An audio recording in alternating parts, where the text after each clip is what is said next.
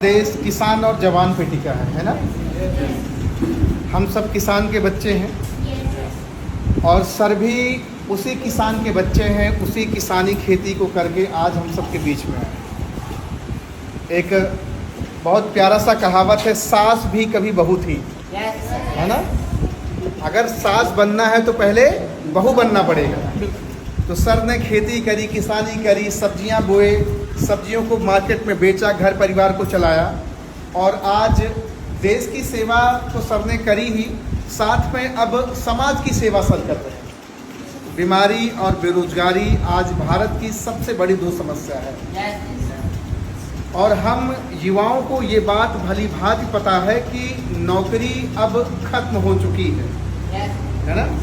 Right sir, खत्म होने जा रही है। हाँ, खत्म हो चुकी है, खत्म होने जा रही है। 1 पोस्ट लाइक 100 कैंडिडेट्स, एक अनार 100 बीमार की सिचुएशन स्थिति बन बैठी है।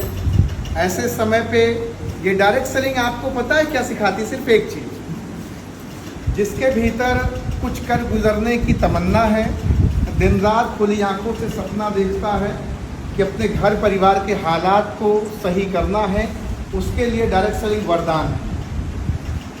बात आप समझ रहे हैं?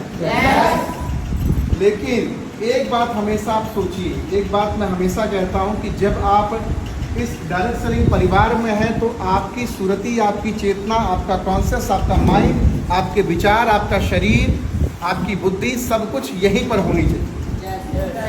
और एक चीज जीवन का सिर्फ एक मंत्र बनाओ, एक टाइम एक काम। कितने काम?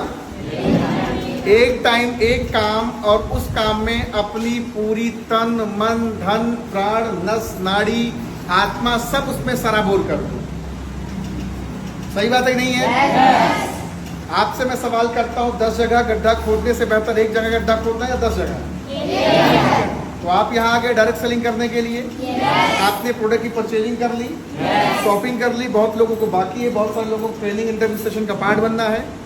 तो आप सिर्फ एक काम करो कि अब आप अपने इस शैतान मन को शांत करके, स्थिर करके यहाँ बिठाओ।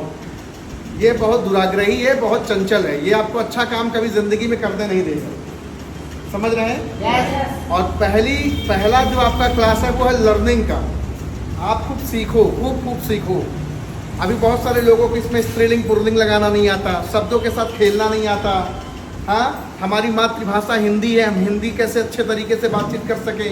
दोहा चौपाई, रस, छंद, अलंकार, सोठा, कुछ मंत्र, कुछ श्लोक, कुछ आयत, कुछ हम उर्दू की ज़बानी अपने जहन में रखें। क्योंकि देखिए, ये बिजनेस किसका है? बोलने का। किसका बिजनेस है? बोलने का बिजनेस है। आप काले हो, गोरे हो, लंगड़े हो, अंधे हो, बूढ़े हो, जवान हो, कोई दिक्कत नहीं है, बस आप गूंगा ना रहो।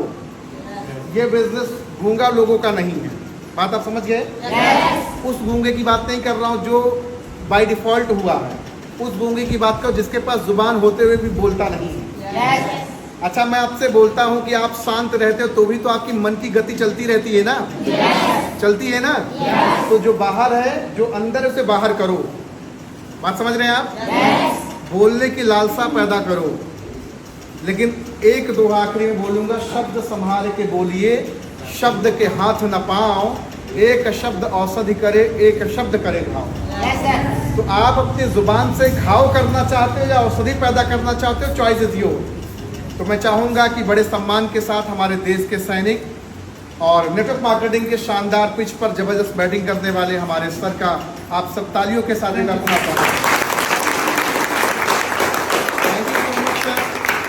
इस प्यारी सी नर्सरी में आप इन छोटे छोटे पौधों में अपने ज्ञान रूपी जल से इनका सिंचन किया और मैं आशा ही नहीं पूर्ण विश्वास रखता हूँ कि इनकी जड़ें मजबूत होंगी।